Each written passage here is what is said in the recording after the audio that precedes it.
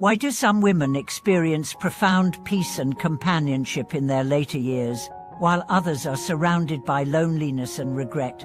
Why does it seem that those who nurtured their marriages early on often age more gracefully and joyfully?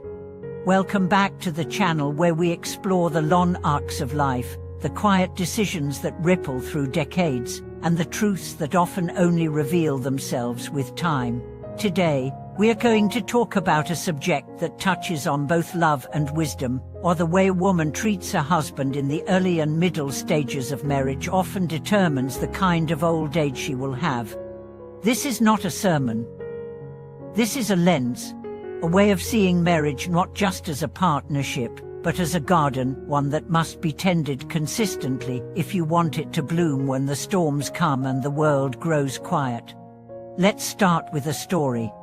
Eleanor was a lively woman in her 20s, quick-witted and fiercely independent. She married a man who adored her. But over the years, work, children, and life pressures took her to hell. She often snapped at her husband, dismissed his efforts, and never made time to connect emotionally. He didn't leave. He didn't argue. He just gradually withdrew. Years later, after the kids were grown and retirement settled in, Eleanor found herself sitting across from a man she barely knew anymore. The silence was deafening. She said to her friend, "I spent years treating him like a side character, and now that I want his love, he's run dry." Contrast that with the story of Lillian. She too married young, worked hard, and raised children, but even in the busiest seasons, she made space for kindness. She thanked her husband for the little things. She touched his arm when she passed by. She asked about his day and listened. They had arguments, of course, but they made repair a habit. Now in her 70s, Lillian and her husband sit together every evening watching the sunset, not out of routine but affection. She says, "I didn't know then that I was building my own future comfort. But now, I feel it in every quiet moment." This is what today's video is about: the invisible investments that shape the emotional climate of old age. Let's get honest, a lot of women carry a deep sense of disappointment in their marriages. They feel emotionally unmet, unsupported, even unseen. But what's often left unspoken is this emotional distance is rarely sudden. It grows slowly, and often it grows in the soil of neglect. That neglect is not malicious. It's subtle. It's the busy dismissals, the withheld praises, the assumption that the other person will always be there. And here's the kicker: many women don't realize they've done it until it's too late. And now, this isn't about blame. It's about awakening. It's about realizing that the way you treat your partner today, especially in the small, mundane, unremarkable moments, is building your tomorrow. Marriage is not built in grand gestures. It's built in micro moments. The way you say good morning, the way you respond to their needs, the way you speak about them when they're not in the room. These tiny choices accumulate. They either build intimacy or erosion. Let's talk about presence. Many women are present for their children, their jobs, their friends. But when it comes to their spouse, they've checked out emotionally. They've stopped being curious. They've stopped expressing gratitude. They treat the marriage like a completed task. But love is not a project. It's a practice.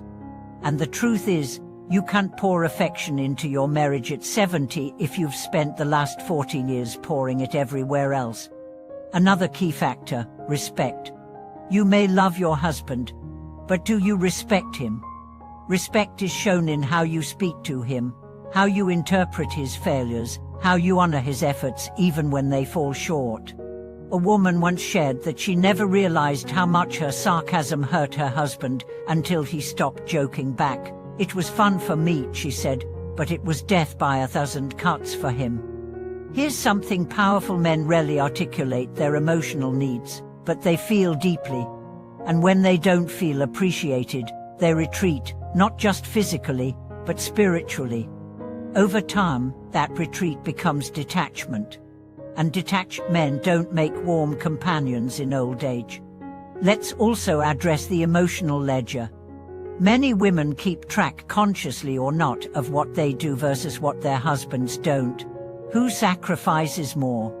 Who puts in more effort? And yes, sometimes the imbalance is real. But keeping score breeds resentment. It turns the marriage into a competition rather than a collaboration. Instead, ask, what kind of emotional environment am I cultivating?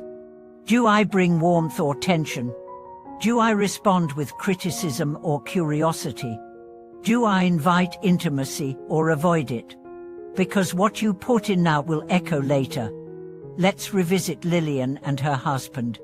She once said, "I don't always feel madly in love, but I always choose to act with love."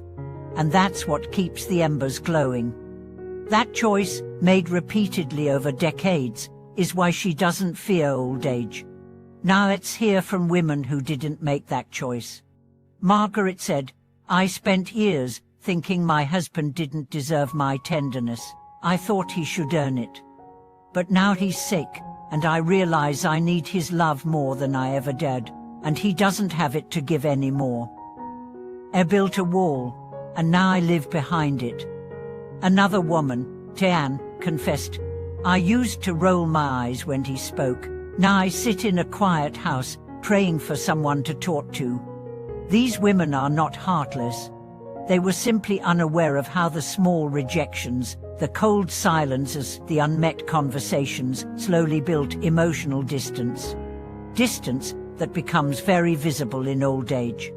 But here's the beautiful truth: it's never too late to shift.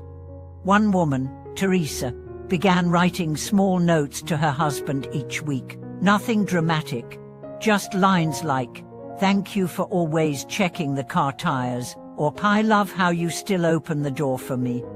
After 3 months, she said, "I started writing the notes for him. But I ended up falling in love with him again." That's the magic of intention. So, dear viewer, ask yourself, what kind of old age am I building? Will I sit across from a partner who feels like a stranger or someone who feels like home? Will my days be filled with regret or quiet gratitude? Because it starts today, with the way you look at him, with the way you say goodbye in the morning, with the way you argue with a desire to understand, not to win, with the way you laugh at his jokes, even if you've heard them 100 times, with the way you touch his arm just because, with the way you choose connection over convenience. Because one day, when the kids are gone, the career has slowed, and the world grows quiet, you'll sit together in the soft light of evening. And in that silence, everything you've built or failed to build will speak. Make sure it says love. Thank you so much for watching this video. If this message stirred something in you, if you're reflecting on the emotional climate of your relationship, please share your journey in the comments. Let's create a space where love is not assumed, but nurtured. Don't forget to subscribe, like, and share this video with someone who's walking the journey of partnership. You never know how a single reminder can change the course of a lifetime. See you in the next episode.